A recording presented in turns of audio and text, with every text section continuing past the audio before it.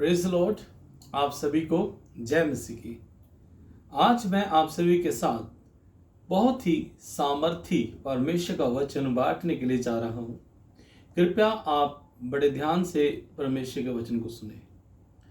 कई बार बहुत से लोग प्रार्थना करते हैं, लेकिन प्रार्थना करने के बाद उनकी प्रार्थनाओं का उत्तर नहीं आता है, जिसके कारण लोग परेशान हो जाते हैं, उदास हो जाते हैं, निराश हो जाते हैं और वो प्रार्थना करनी ही छोड़ देते हैं। क्या ऐसा करना सही है? जी नहीं, ऐसा करना बिल्कुल भी सही नहीं है। हमें प्रार्थना करते रहना चाहिए। लेकिन हम कैसे प्रार्थना करें कि हमारी प्रार्थनाओं का उत्तर आए? प्रभु यीशु मसीह ने यह भेद की बात हमें बताई है। आइए हम बाइबल से पढ़ेंगे। मरकुस 11:24 वचन में क्या लिखा है?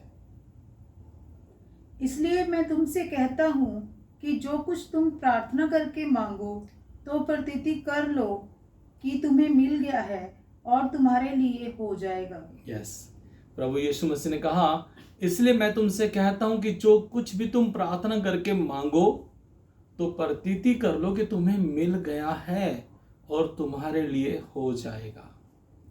फिर से दोहराना चाहूंगा वचन को। प्रभु यीशु ने कहा, जो कुछ भी तुम प्रार्थना करके मांगो तो प्रतीति कर लो कि तुम्हें मिल गया है।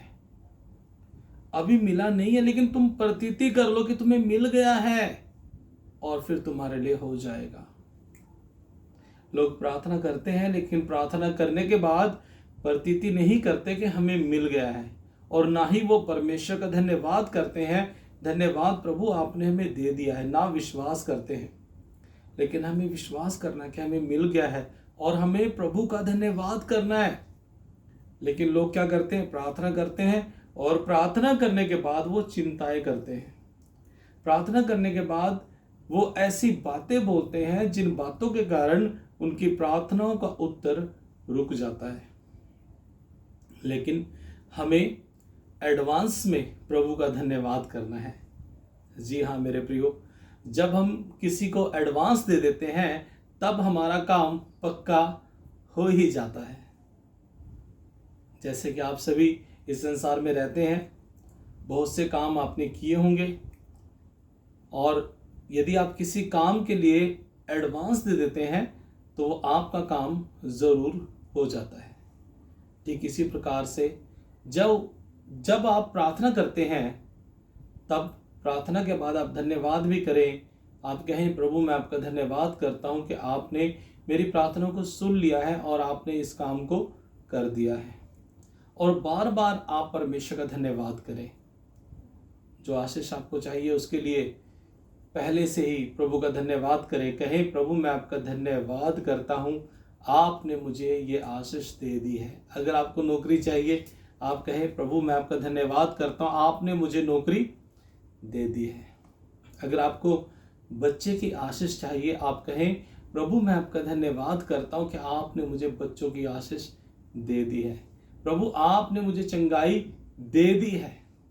प्रभु आपने मेरे घर में शांति दे दी है। प्रभु आपने मेरे पति को बदल दिया है। प्रभु आपने मेरी पत्नी को बदल दिया है। अगर आप अपने बच्चों के लिए चिंतित हैं, आप अपने बच्चों के लिए प्रार्थना करें और कहें, प्रभु मैं आपका धन्यवाद करता हूं, आपने मेरे बेटे को बदल दिया है।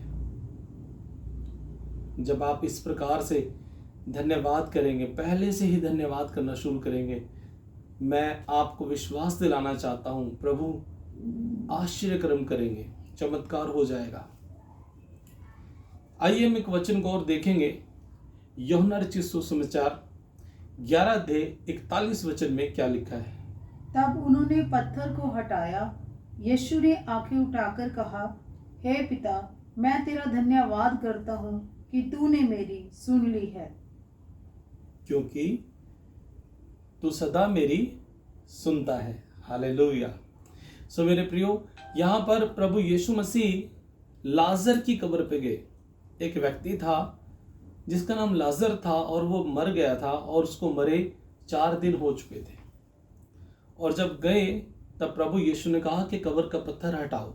प्रभु यीशु उस व्यक्ति को जीवित करने वाले थे, और अभी पत्थर हटाया जा रहा है अभी लाजर बाहर नहीं आया है, लेकिन प्रभु यीशु पहले से ही कह रहे हैं, पिता मैं आपका धन्यवाद करता हूँ, आपने मेरी सुन ली, क्योंकि आप सदा मेरी सुनते हैं। जो बातें प्रभु यीशु मसीह ने कही, वो बातें प्रभु यीशु ने खुद अपने जीवन में करके दिखलाई। ऐसा नहीं है कि प्रभु यीशु ने केवल उपदेश दिया है, प्रभु यीशु ने केवल वचन कहे और वचनों को अपने जीवन में पूरा नहीं किया। प्रभु यीशु ने जो कुछ भी सिखाया वो खुद करके भी दिखलाया। और यहाँ पर अभी लाजर बाहर नहीं आया, लेकिन यीशु मसीह पहले से कह रहे हैं, पिता मैं आपका धन्यवाद करता कि आपने मेरी सुन ली, क्योंकि आप सदा मेरी सुनते हैं। और उसके बाद यीशु मसीह ने आवाज लगाई, लाजर बाहर आ जा। और वो व्यक्ति जो 4 दिन हो गए थे जिसको मरे हुए, जिसकी देह भी सड़ चुकी थी, वो व्यक्ति फिर से जीवित हो गया और वो कब्र से बाहर आ गया। सो मेरे प्रियो, जो कुछ भी आप प्रार्थना करके मांगे, प्रतीति कर लें, प्रभु ने आपको दे दिया है। और आप धन्यवाद करना शुरू करें, एडवांस में धन्यवाद करना शुरू करें। परमेश्वर अवश्य ही आपके जीवन में अद्भुत कार्य करेंगे। इन वचनों के द्वारा प्रभु आप सबको आशीष दे। मसीह में आप सभी का भाई पास्टर राजेश मुखवाना आप सभी को जय मसीह की।